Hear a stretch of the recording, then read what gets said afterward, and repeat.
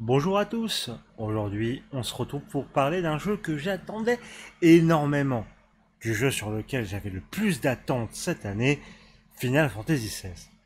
Alors, on va pas partir sur une review un peu comme d'habitude, on va tenter un peu plus d'analyser le jeu et de revenir sur les critiques qui ont été formulées envers lui. On parle de ça juste après l'intro et sans spoiler.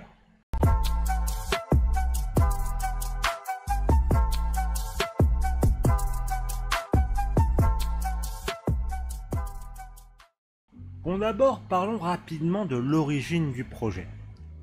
Au début, il y avait le néant, puis naquit Naoki Yoshida. Vous connaissez sûrement l'histoire, mais au cas où, il est le grand sauveur de Final Fantasy XIV et par extension sûrement de Square Enix, qui se porterait certainement moins bien si son MMO n'avait pas été sauvé du naufrage qu'était son lancement. Je vous recommande très fort le documentaire de NoClip là-dessus, qui est vraiment incroyablement intéressant et très complet. Bon, il faut le dire, aussi fort soit-il, il n'a pas fait tout ça tout seul, le bourg. Et on va pas passer sur tout le monde, mais des personnes comme Michael Christopher Koji Fox ou Masayoshi Soken ont aussi une importance capitale.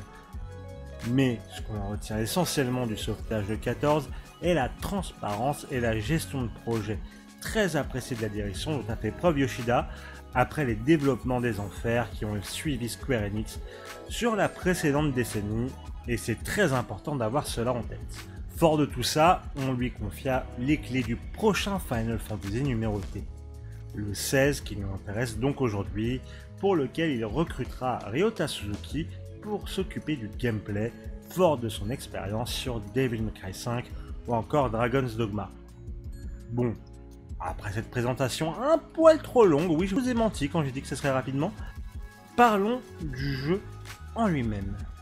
Alors dans ce 16e épisode de Final Fantasy, nous suivons les aventures de Clive Rosfield, prince du royaume de Rosalia dans le monde de Valisthea, où la guerre règne. Chaque pays ayant un dominant, un humain ayant la puissance d'un Eikon, des entités magiques surpuissantes qui maintiennent un équilibre militaire fragile.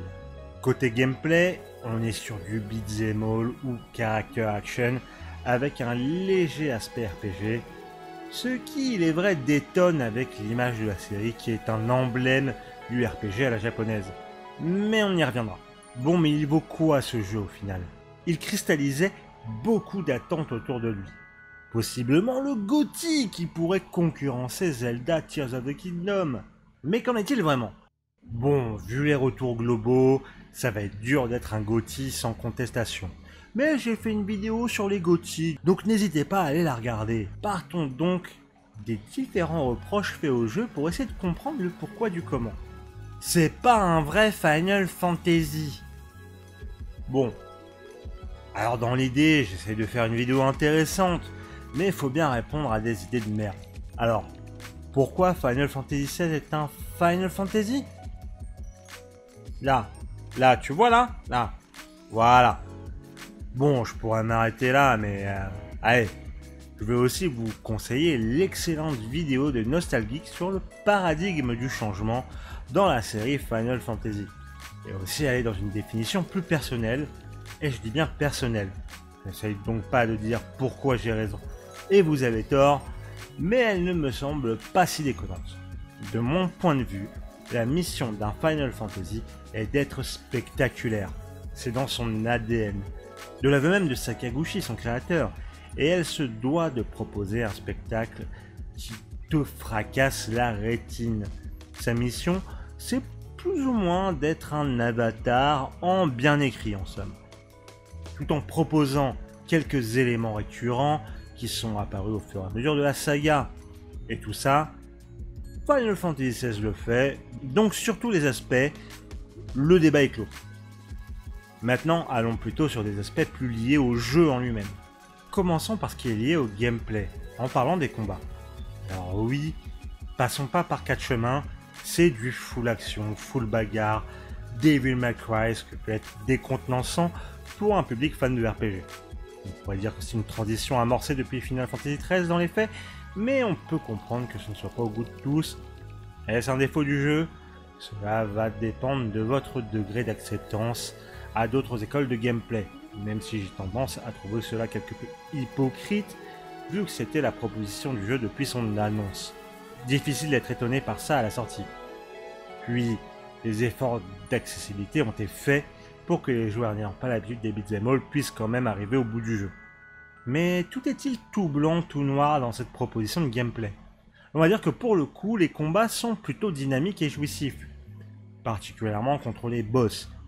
Tout répond bien et les actions proposées à l'écran sont plutôt stylées. Cependant, il faut reconnaître que contre les ennemis lambda, les combats manquent clairement de variété à la fois dans le bestiaire et dans les actions à accomplir, menant à une certaine lassitude sur ce type d'ennemis. Et je trouve que ça rejoint un peu un autre problème souvent relevé vis-à-vis du jeu, c'est quêtes annexes. Souvent décrites comme des quêtes FedEx ou encore MMO tiers, elles consistent assez souvent à aller d'un point A à un point B pour battre un groupe d'ennemis ou récupérer un objet, ce qui n'est pas le plus engageant, on ne va pas se mentir. J'ai quand même quelque chose à redire vis-à-vis de ce défaut. Ces quêtes ne sont pas inutiles. Pour la plupart d'entre elles, des éléments de lore ou du développement de personnages nous sont donnés et sont très loin d'être inintéressants. Mais beaucoup vont passer à côté de cela à cause de la structure dommageable de celle-ci, mais on reviendra un peu plus tard sur tout ça. Bon, le système de combat et les quêtes annexes nous renvoient à un autre problème souvent cité, le côté RPG du titre. Et là, on ne parle pas du système de combat en lui-même, mais plus des éléments de progression et de personnalisation du personnage de Clive. En soi, il est simple, et même plutôt simpliste, on ne va pas le nier. Des stats et des niveaux pas forcément très importants, car de toute façon, tout est très lié et tissé à la progression linéaire du titre. La subtilité se trouve dans le choix des compétences, des icônes que l'on récupère au fur et à mesure de l'aventure. Pour build un set pour maximiser les dégâts. Le jeu y encourage grandement avec son scoring intégré lors des phases de stagger, et certaines compétences changent quand même pas mal ta manière de jouer, mais je comprends que ce soit peu pour certains. Même si je préfère personnellement ça à des 3% de résistance au froid ou autres statistiques nulles que l'on voit souvent dans d'autres jeux aujourd'hui. On est quand même sur un système de progression efficace, mais plutôt basique, il faut le reconnaître. Un mot sur l'OST aussi, composé par notre maître et seigneur Masayoshi Soken. Certains ont pointé du doigt le fait qu'elle soit décevante, et je ne peux que malheureusement rejoindre ces critiques. Alors restons calmes quand même, il y a des bangers incroyables dans ses compositions, et elle est au-dessus de 80% de la production de l'industrie musicale et vidéoludique de l'année.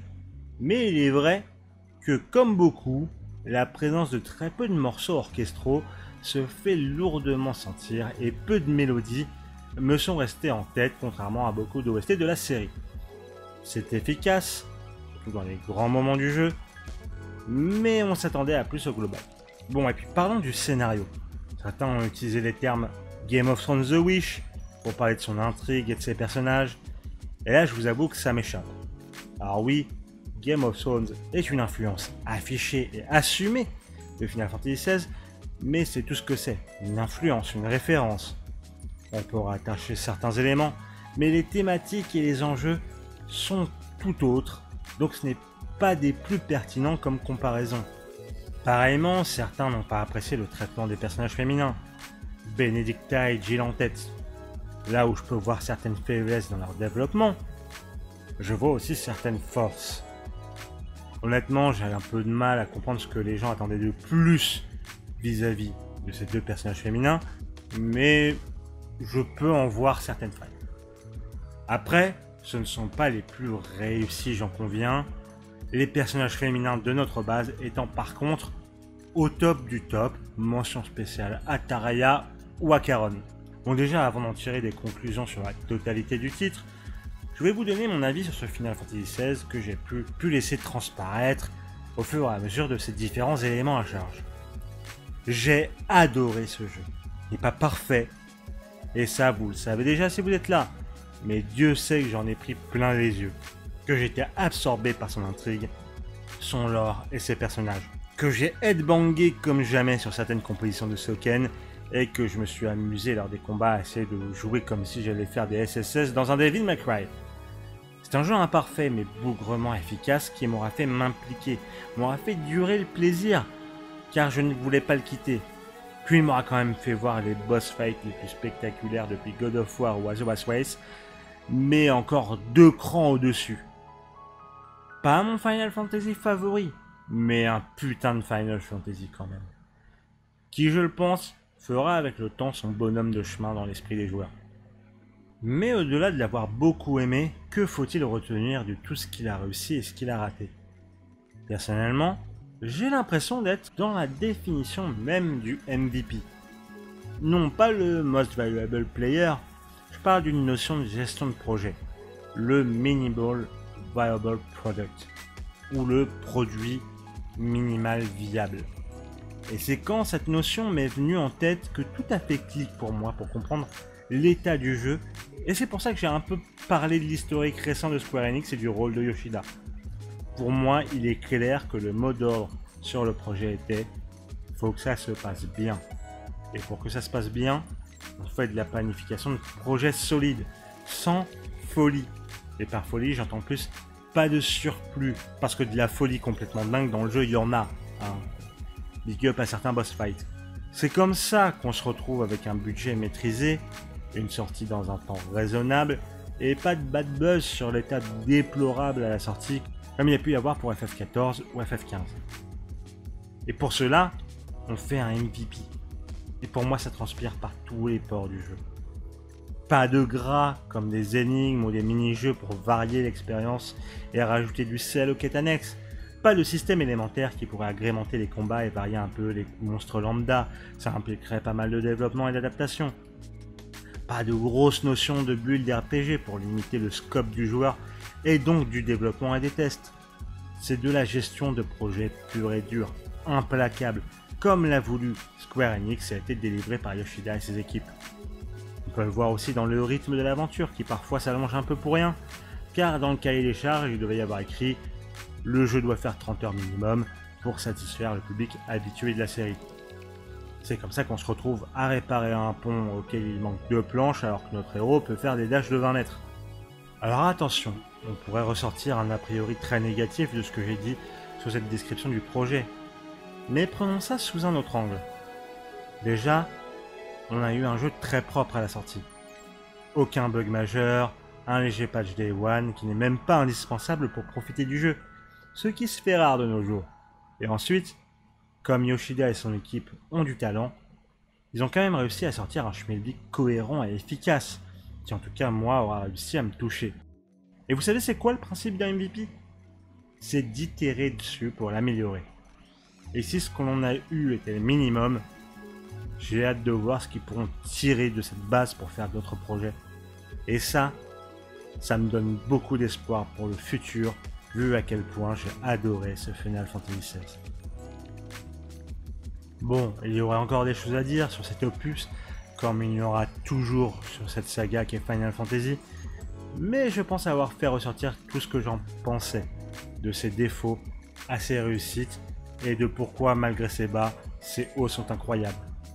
J'espère que tous ces éléments vous auront fait réfléchir un peu sur le jeu, et j'ai hâte de voir en commentaire ce que vous en avez pensé.